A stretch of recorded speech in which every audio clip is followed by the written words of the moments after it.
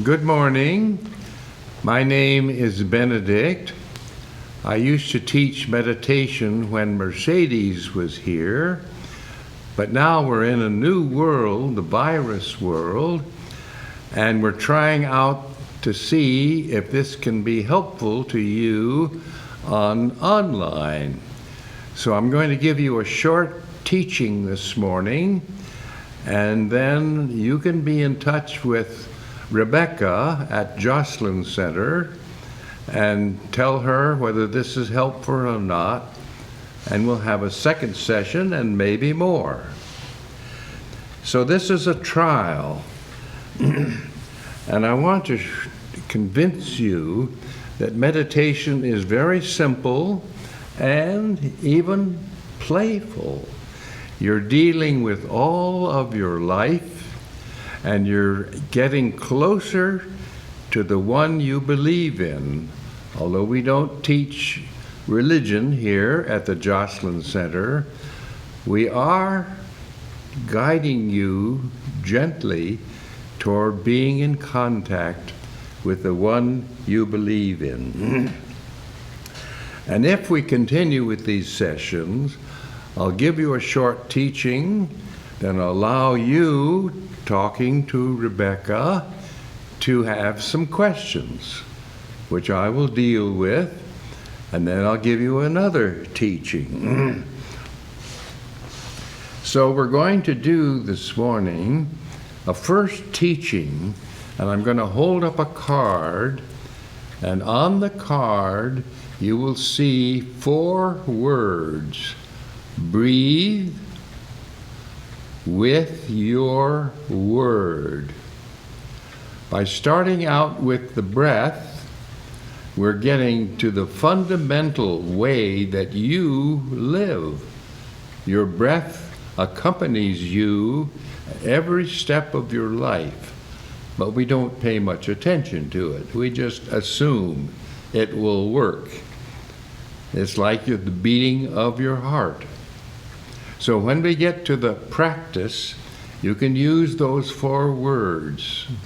Unless you have your own way of meditation, and I don't need to interrupt that or change it.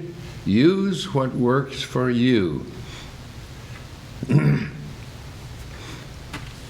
So very shortly, I'm going to take you into silence, and we're going to practice with this card. And then I'm going to recommend that you find a time in the day, particularly early before the world starts scrambling up your mind, and practice. If you have a time of devotions or you read something, that's fine. Just combine this meditation with that. And if you don't have a period early in the day, ideally, then I recommend that you take a few minutes before the day comes crashing in and just breathe with your word. Now, I explain that your word is simply a word that connects you with the higher power, whatever you call him, her. So your word is a doorway. So the practice that I'm going to give you this morning is simply to breathe, inhale, exhale, and touch your word. Your word might be a traditional word like God or Father or Jesus or Spirit, or if you're practicing a different religion, pick a word in that religion which connects you with the higher power. So that when you practice, you're touching yourself at a fundamental level, and you're touching the higher power. Now, you may not experience any change. In fact, your mind will complain and say, "Why are you wasting time muttering? This meditation, what is that going to do to the world?" Well, it's your contribution to bring peace and harmony and love to this crazy world that we're in. And we're in a particularly intense moment right now. Voting and virus and many other issues. And you need to have a way to step inside to a quiet place and be at peace. So let's take a few moments and I'll take you into meditation. I'll ring a bell to start. We'll spend just a few moments and then I will ring the bell again and say goodbye for the first session. Here we go. Just breathe.